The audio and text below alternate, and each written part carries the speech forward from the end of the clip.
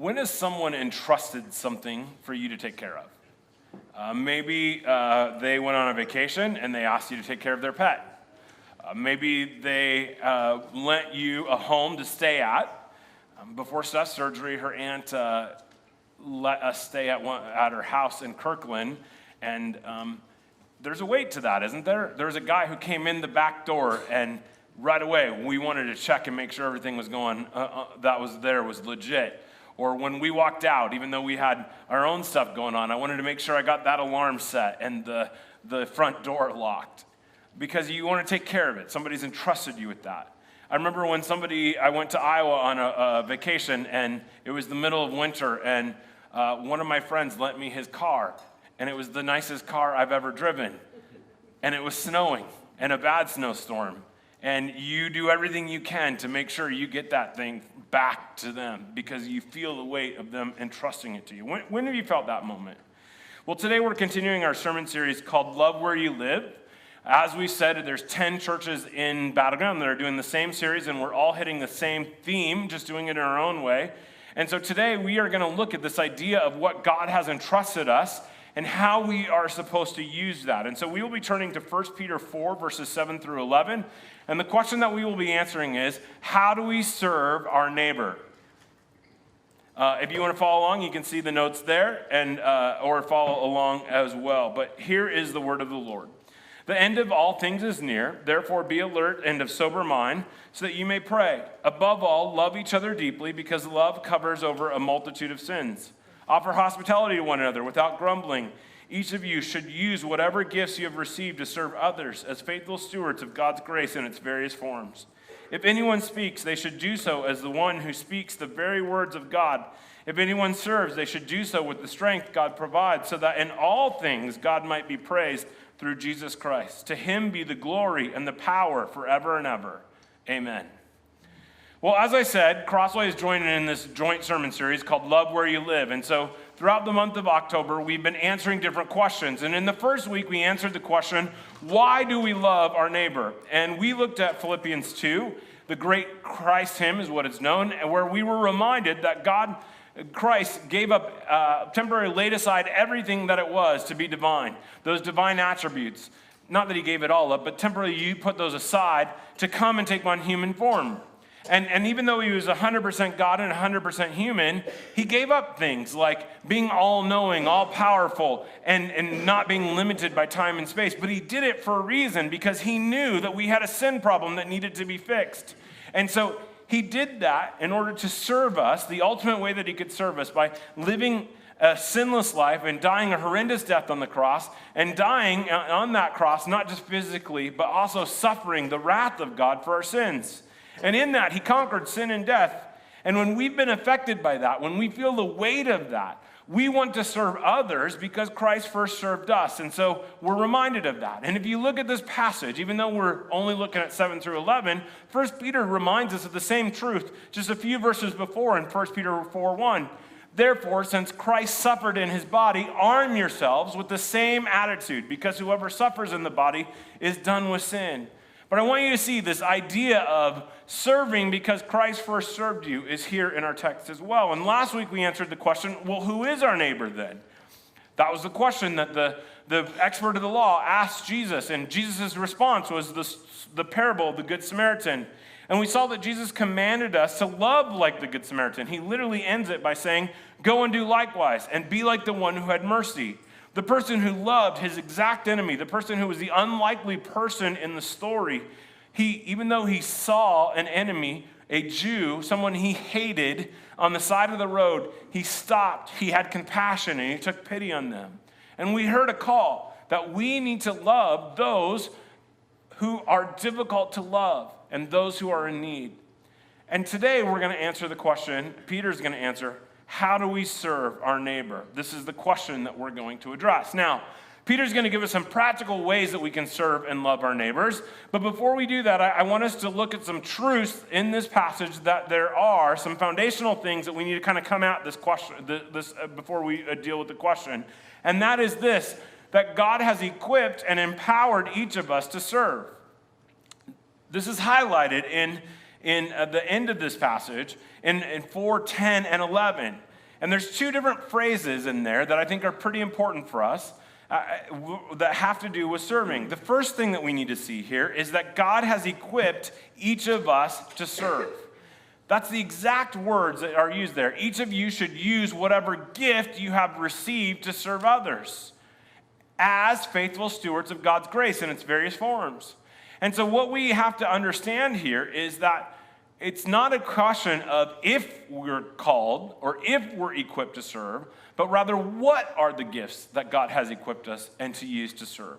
Sometimes when we come to this challenge of how can I serve our neighbor, we can get stuck in the spot, well, I don't know what I can do. I'm not really qualified. I don't feel like I'm up to the task. And what Peter says at the end of this is that each and every one of us is equipped by God to serve others. Now, we're all equipped differently. Passages tell us that we each have different gifts, but each of us has qualities and has the ability to serve others. Even though it may be different in different ways. And so, as I said, there's two important things. The first one that we need to look at when we look at this, there's two words in here that are important, I think. The first one is that God has given you that. It's that you've received. This isn't something that we do, but rather God has placed that. So what we need to come to and remind ourselves is that God does not make mistakes, that the gifts he has given us are valuable to his kingdom. If you look throughout the scripture, this is repeated to us over and over again, that God created you for a purpose. And so sometimes, as I said, we can come and go, well, I don't know what my purpose is. But there is a purpose, even though we don't understand it sometimes. And part of our growing in Christian maturity is learning the gifts that God has given us or using the different gifts at different times. But God does not make mistakes. The gifts he has given us are valuable for his kingdom. And so for some of us who maybe don't look at the gifts that he's given everyone else and we think, well, I don't compare, we need to realize that God does not make a mistake. He has equipped you for a reason. Jeremiah 1:4-7 says that the word of the Lord came to him, and God said to him, before I formed you in the womb, I knew you. Before you were born, I set you apart, and I appointed you as a prophet to the nations.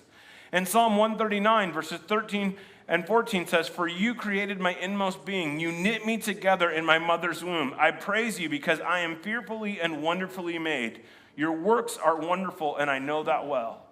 And so as we come to this text, and as we think about serving, we need to see that God has created each of us in our own unique way to serve.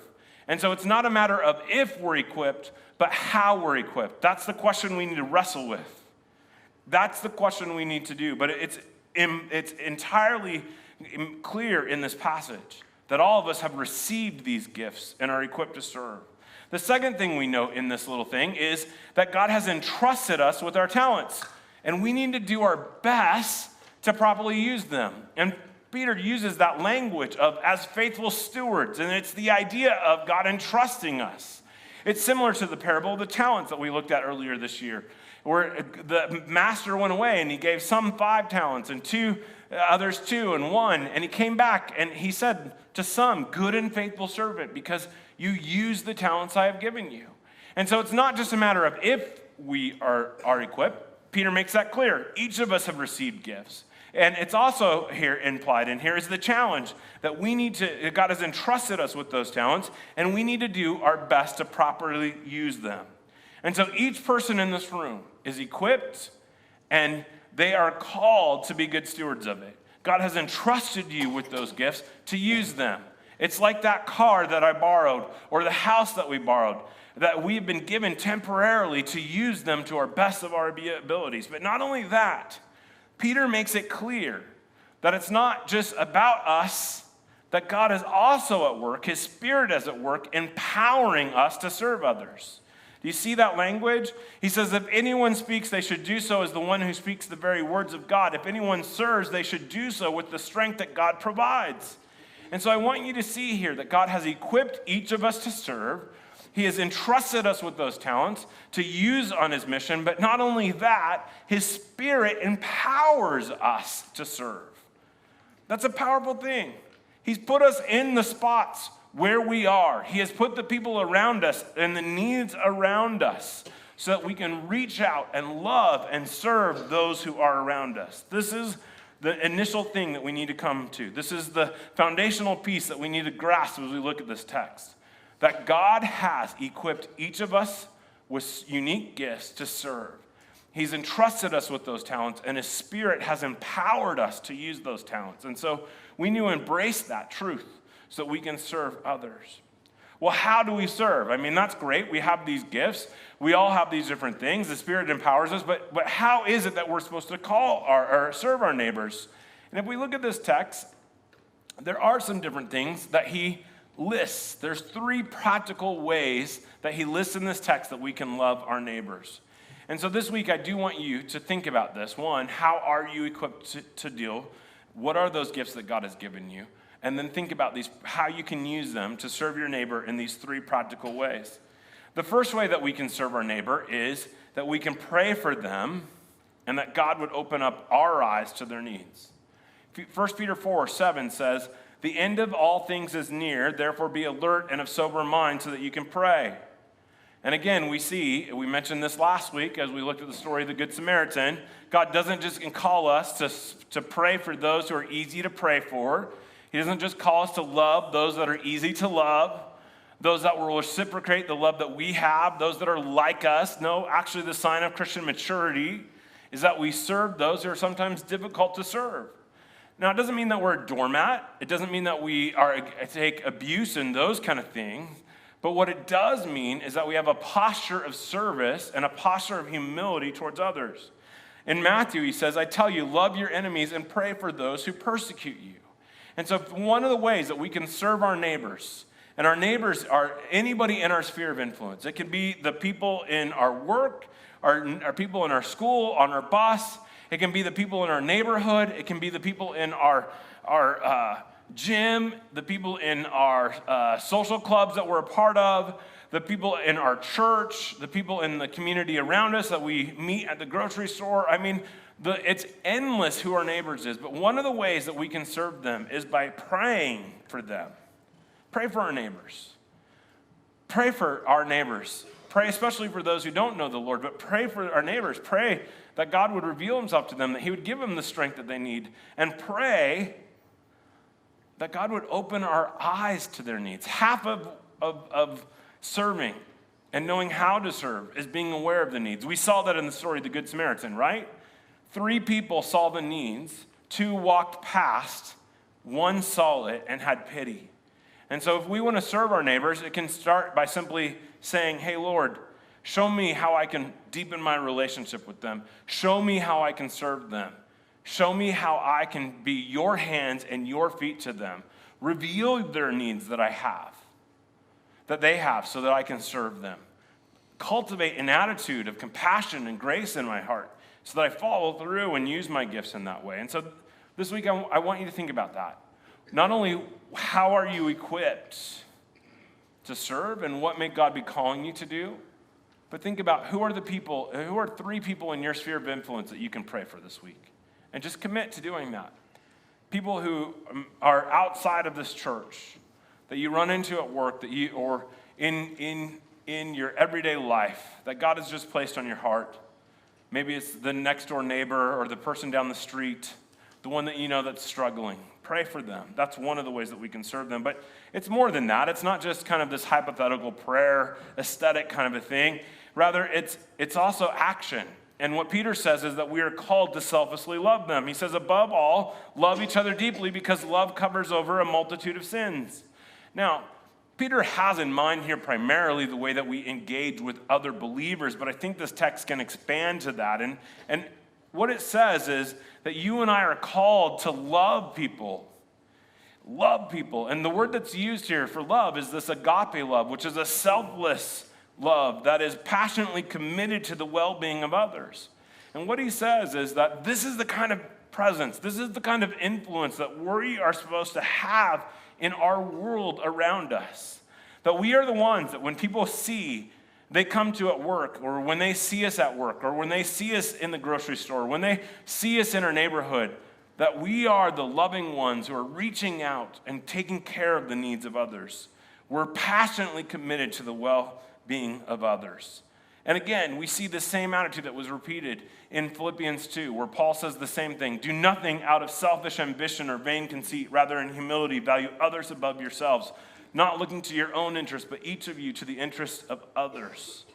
I love this quote by Wayne Grudem. It says, where love abounds in the fellowship of Christians, many small offenses, even some large ones, are overlooked and forgotten. But where love is lacking, every word is viewed with suspicion, every action is liable to misunderstanding, and conflicts abound. It's a pretty powerful description of what love can be.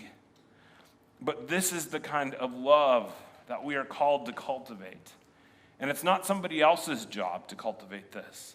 It's our job. God has equipped each of us with gifts, and his Spirit has empowered each of us to serve.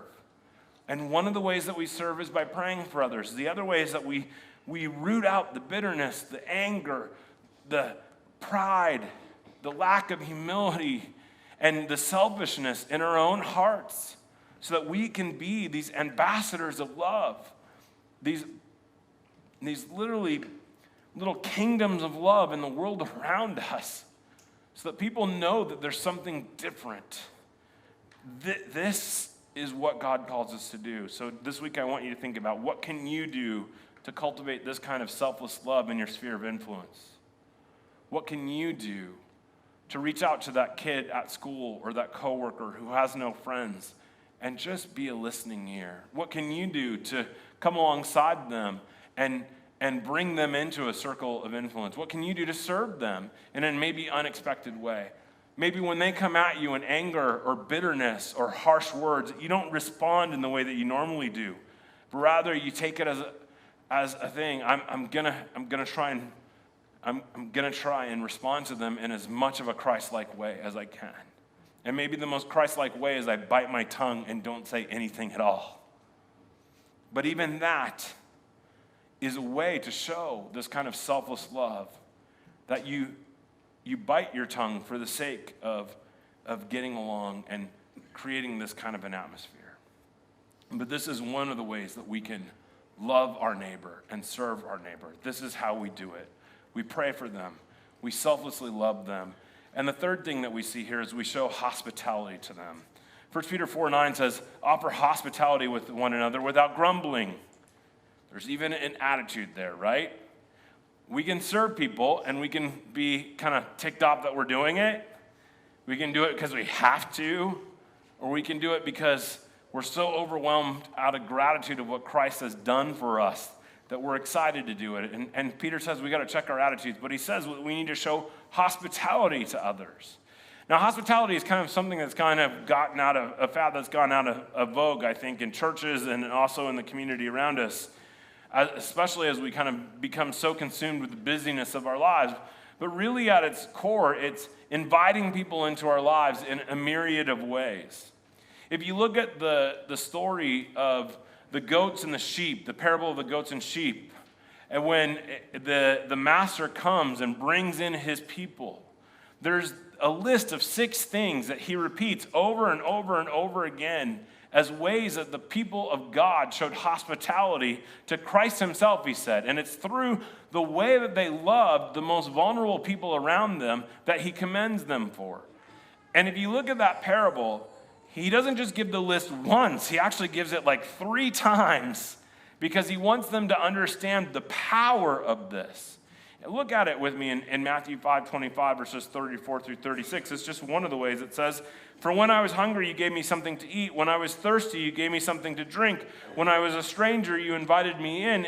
When I needed clothes, you clothed me. When I was sick, you looked after me. And when I was in prison, you came to visit me. Think about that. Hunger, thirst, stranger, clothing, sick, and prison. I want you to think about the different ways that we can exhibit this kind of service, this kind of hospitality and selfless love to others. The first thing we can do is we can share a meal. We forget how important it is to share a meal. Meals is where we can kick back and have laughter and get to know people. It can be a time of fellowship where we kind of let go maybe even of some of our own kind of preconceived notions of people, and we gather together for this joint activity. There's a power in that. Matthew 5:23 says, "For when I was hungry, you gave me something to eat. When I was thirsty, you gave me something to drink." And so I want you to think about this. Who can you invite over for a meal? Who can you maybe make extra food for and drop it off? Maybe it's an elderly neighbor or a widow. Instead of letting those leftovers go away, maybe just call them up and say, "Hey, I've got some extra food. Can I drop some off for you?"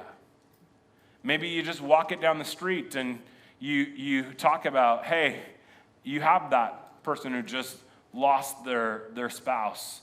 And you say, "Here you go. I got an extra meal for you." Or somebody who's going through a difficult time. Instead of making one batch of soup, you make two, so that family who's in need, who's maybe going through a difficult time health-wise or a different spot of their marriage, that you take that simple burden away from them. Maybe it's dropping off some groceries or a gift card at the single parent that you know is struggling to make it ends meet. Maybe it's continuing to do what we've done at CrossWay, which is bring food to the food bank, there's a basket down there that you can do that. What are the ways that you can share a meal and provide food and drink to those who are in need around you? The second thing is we welcome people into their homes and include them into our lives. You see that I was a stranger and you invited me in. We have all kinds of strangers in our lives. We have strangers in the church, people we don't know very well, but we have strangers in our community as well, coworkers, people at school, people that we come across in our neighborhood, all of those different things. And one of the ways that we can serve them is by getting to know them and drawing them into our homes and inviting them into our everyday lives. Now, it doesn't just mean that we have to invite them over and have them stay the night. I mean, we can get bigger than that. It could be maybe the way that you invite your neighbors into your house is by doing foster care, which is something that many in this church have done. You're inviting people who desperately need a safe place to stay, and you're providing them a home. Maybe it's inviting somebody who's going through a rough time and needs a safe place to stay to allow them to crash at your house for a while as they make a transition. I can tell you when I went from college and I took on a job, one of the most compassionate things anybody did to me is when I graduated, one of my buddy's friends came up to me, his parents came up to me and they heard that I was moving into the town and they said, her name is Ma Hendricks. She gave me a big old hug even though I'd never met her before and she says, "Brad, you're living in my house." And I said, "What do you mean?" She said, "You're moving to my house and you're going to live here for a month until you find a place to live." And me and another guy did that. Do you know how nice that was? I was moving cross country. I didn't know anybody in the town. I didn't even know hardly the town itself. And she said, "I will take care of you. I will bring you into your home for a month while you get settled, and then you can figure out all the details later." Mom and Pa Hendricks are still Mom and Pa Hendricks to me years later, even though I don't always stay as much in contact with them because they showed me compassion. They saw a practical need. Look, I could afford a place to live. But they wanted to not have me pay that first month deposit, that first month, all that stuff, and gave me the ability to get on my feet that first month after college and be grounded. Why? Because they knew the love of Christ and they wanted to show me that kind of compassion and understanding. Maybe it's older folks mentoring younger folks, teaching them simple stuff like how to sew or how to do crafts or how to organize or how to build stuff or how to fix cars. When you hear that there's a car that needs to be fixed, it sounds like we got our share here. Some of us aren't handy, but some of us are really handy. And when you hear, "Hey, you need to do this, let me just come on over to my place and show somebody how to do that." Maybe it's inviting single folks or those who don't have local family over to your family for the holidays. I mean, sometimes we forget about that, but even in a church our size, we forget how many people don't have family here. And on Thanksgiving and on Christmas, where they are feeling the loss of not being in the same proximity and feeling the loneliness of that we invite them into our homes and we throw one more placemat around the table and invite them to come to our family, and we take care of them in that way. And it doesn't even need to be people in the church. Maybe it's our neighbor who you say, "Hey, I know you don't have any family. Come on over to my family and hang out with them, as crazy as it may be." But you're invited. And even if they don't take you up on that offer, I want you to hear the power of that offer. Even the power of an offer to say, hey, if you need a place for Thanksgiving, come on over to mine. They may shoot you down, but I guarantee that invite speaks volumes to them. Jesus said, I needed clothes and you clothed me. Or he said, open your homes and open and making a stranger invite them in. The third thing is meet those practical needs. I needed clothes, he says, and you clothed me. I was sick and you looked after me. I was in prison and you came to visit me. This is the needs that are there. You see that. Clothing is a practical need. And we have all kinds of people who have practical needs. It may not be desperately for clothes, but it may be a need for a friendship and a listening ear. It may be inviting people into a social circle and always keeping that eye out so that you don't just stick with your own friends at school or even at church or in the neighborhood, but when somebody new comes, that you bring them in or constantly invite them. Even if they reject it, that invite is going to mean something to them. Maybe it's seeing your neighbor even trying to do some jobs and you come alongside them and help them. I think I've told you this story before, but I have two neighbors. And one is great at meeting my practical needs. We had a dump truck of rock dropped off. And one looked at it and said, hey, I've got a tractor. What can I do to help? The other one told me a month after I was done, he goes, yeah, I saw you with the rocks. And I thought, oh, I remember those days when I had to use a wheelbarrow. I'm so thankful I have a tractor now. Who's the one who showed mercy? On my back. Who's the neighbor that I actually trust and know that cares for me? That when we were even coming back from Seth Folks and he heard a goat caught up in a fence and called me and he said, hey, I know I feel kind of uncomfortable going on your property, but I heard this and I took care of it. And I told him, you're welcome on my property anytime because I trust you. Why do you think I trust him? Because he's seen my need and cared for me in small ways repeatedly. That's the kind of neighbor we're called to be. Maybe it's helping someone buy a car. I remember when I had my seizure and I couldn't even drive for 6 months and I was looking at trucks. I had a person from this church that literally drove me and test drove every car because I couldn't drive it, for one, and two, I didn't know enough about used cars anyway. But that's a practical need. That maybe, especially, if you know nothing about cars, you don't get taken advantage of. And maybe it's just saying, hey, I'll go with you to the used car lot, or I'll go with you and help you sort through all this list to help you find a car. Maybe it's giving somebody a ride to church. One thing that you're going to hear is Rosalie, with her health, can't walk like she used to. And we need people every Sunday to give her a ride to church. And so sign up. Email Maya and let us know that you can do that. Maybe it's even inviting your neighbor just to say, hey, you know what? We're going to go celebrate Christmas. Why don't you come with us? We'll give you a ride. We'll even save you a seat so you can sit by us. I mean, maybe it's finding somebody who needs a ride or needs help. We've got people who have seizures and they can't drive.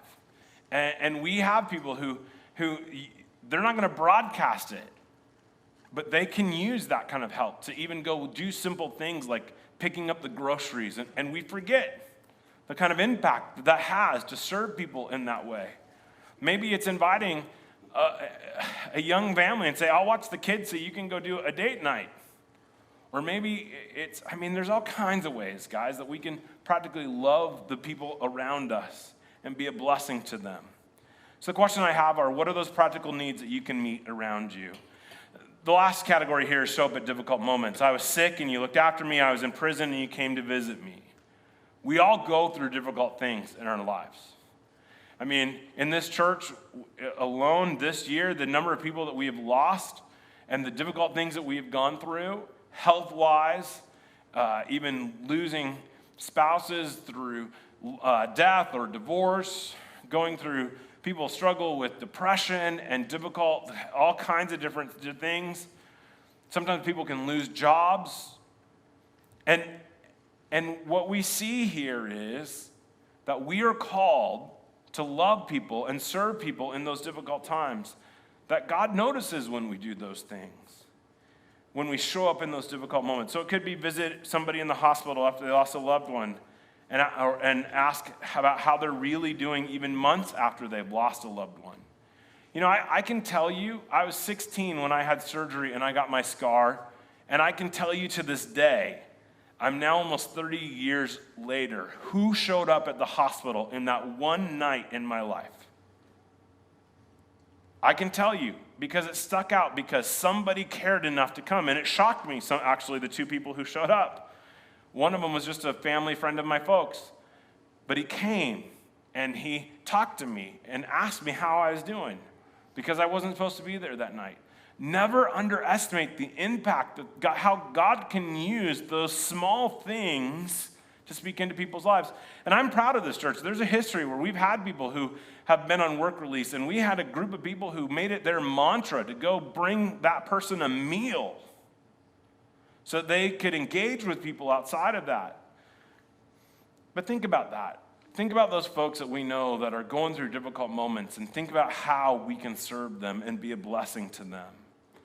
Again, maybe it's somebody going through mental illness, going through a divorce. Maybe it's somebody going through just a difficult time with their kids.